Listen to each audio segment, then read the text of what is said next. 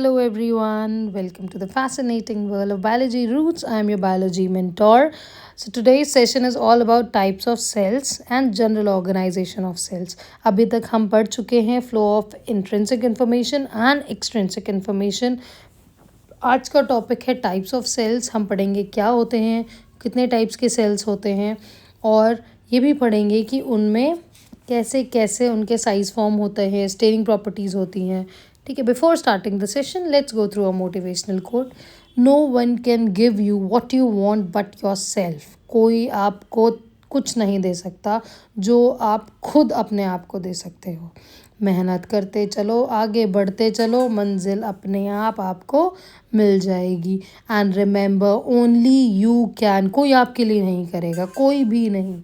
सिर्फ खुद आपको ही करना पड़ेगा. मेहनत आप ही करेंगे बेटा, आपके लिए कोई भी हार्डवर्क नहीं करेगा. So again let's start the session. Today we are going to study about two types of cells, that is prokaryotic cells and eukaryotic cells. अब एक और टाइप ऑफ सेल होता है इनके बीच में जिसे हम बोलते हैं मीजोकैरियोटिक सेल्स. मीजोकैरियोटिक सेल्स ना बेटा डाइनोफ्लैजेलेट एल्गी में होता है. इनके पास इनकी मेम्ब्रेन तो होती है बट हिस्टोन प्रोटीन नहीं होता है इनके डीएनए पे. तो बस यही डिफरेंस है. बट एक सिर्फ डाइनोफ्लैजेलेट एल्गी ही ऐसा सेल है जिसे हम मीजोकैरियोटिक सेल बोलते हैं. तो let's study about the general organisation of prokaryotic cell. अब मैंने बताया था प्रोकैरियोटिक जो होते हैं वो primitive. Pro means primitive. So prokaryotes में प्रिमिटिव टाइप का न्यूक्लियस होता है.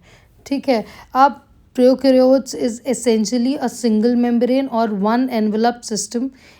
The membrane surrounds the cell. There is no membrane enveloping the genetic material. Prokaryotes में प्रिमिटिव टाइप का न्यूक्लियस होता है. इनके न्यूक्लियस पे कोई भी मेम्ब्रेन नहीं होती है. ये एक कॉम्प्लेक्स टाइप का स्ट्रक्चर होता है जो बीच में रहता है हमेशा सेल के, बट इनके सराउंडेड कोई भी मेम्ब्रेन नहीं होती है. So a prokaryotic cell is essentially a single membrane और one envelope system. The membrane surrounds the cell. There is no membrane enveloping the genetic material and the membrane pervading the cytoplasm are scarce. ठीक है. तो आप याद रखो जो इसका genetic material होता है वो ऐसे ही ओपन कॉम्प्लेक्स टाइप का होता है, उस पर कोई भी मेम्ब्रेन नहीं होती है. अब प्रोकैरियोटिक सेल्स या तो बैक्टीरिया में होते हैं, example pneumococcus, vibrio, clostridium, yersinia, escherichia, and in the group of generally called blue green algae. अब ये ना बहुत स्मॉल होते हैं बट यूकैरियोटिक सेल से जल्दी मल्टीप्लाई करते हैं. They are generally smaller and they multiply more rapidly than eukaryotic cells. अब मैं आपको एक यूकैरियोटिक का डायग्राम दिखा रही हूँ. अब देखो टिपिकल यूकैरियोटिक सेल यहाँ पे दिया है. टिपिकल बैक्टीरिया है 1 to 2 म्यू मीटर. पीपीएलओ है अबाउट 0.1 म्यू मीटर. ठीक है. ऐसे ही वायरसेस भी दिए हैं 0.2 mu metre. So this diagram is very very important. आप इसको इसके साइजेस को कहीं रफ नोटबुक में या जहाँ भी आप नोट्स बनाते हैं उसे पेन डाउन ज़रूर कर लीजिएगा. ठीक है.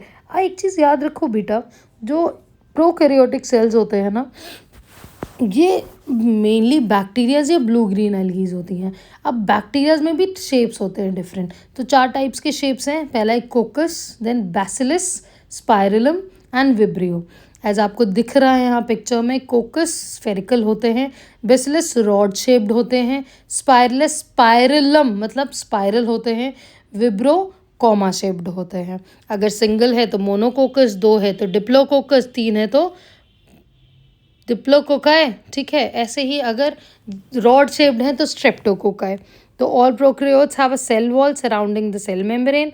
एक फ्लूइड मैट्रिक्स होता है, हम पहले भी पढ़ चुके हैं. फ्लूइड मैट्रिक्स होता है जिसे हम साइटोप्लाज्म कहते हैं. इनका कोई भी वेल डिफाइंड न्यूक्लियस नहीं होता और जो जेनेटिक मटेरियल होता है वो नेकेड होता है.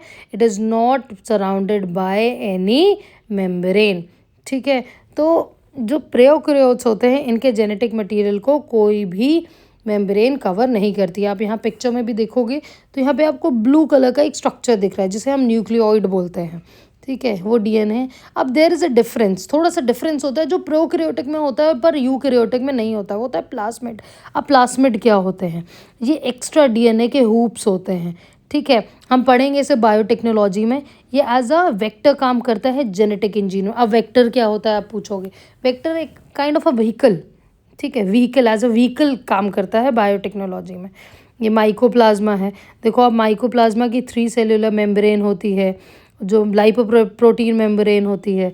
तो अगर आप देखोगे तो ये माइकोप्लाज्मा जो होता है, इसमें ना ये रेजिस्टेंट होता है ऑस्मोटिक चेंजेस के लिए। ठीक है, आप अगर इसको कहीं भी उठा के किसी भी कॉन्सेंट्रेशन हाईली कॉन्सेंट्रेटेड सॉल्यूशन में डाल दोगे तो ये रेप्चर नहीं करेगा, ना ही इसका साइटोप्लाज्म बाहर आएगा। ठीक है, तो ये ऐसा होता है जो ऑस्मोटिक चेंजेस से रेजिस्टेंट रहता है। इसकी मेम्ब्रेन ऑस्मोटिक चेंजेस से रेजिस्टेंट रहती है। देखो, in addition to the genomic DNA, many bacteria have smaller DNA outside the genomic DNA, जिसे हम प्लास्मिड्स बोलते हैं। और ये सर्कुलर स्ट्रक्चर्स होते हैं, जैसे सर्कुलर हुप होता है ना, आपको जैसे दिख रहा है ना ये पिक्चर में, ऐसे सर्कुलर शेप होता है। ठीक है, ये क्या करते हैं, ये कैरेक्टर्स देते हैं बैक्टीरिया को। हमारे इंटेस्टाइन में इशीरियो कोलाई नाम का एक बैक्टीरिया होता है, उसके पास कोल नाम का एक प्लास्मिड होता है जो कोलन टॉक्सिन प्रोड्यूस करता है। So that's it for today. Trust your journey, make happen and shock everyone. जो आपको कहते हैं ना आप नहीं कर सकते, I am sure human being एक ऐसा नेचर का करिश्मा है जो अपने आप को कभी भी ट्रांसफॉर्म कर सकता है। Just trust yourself and trust yourself. That's it for today. Bye, signing of.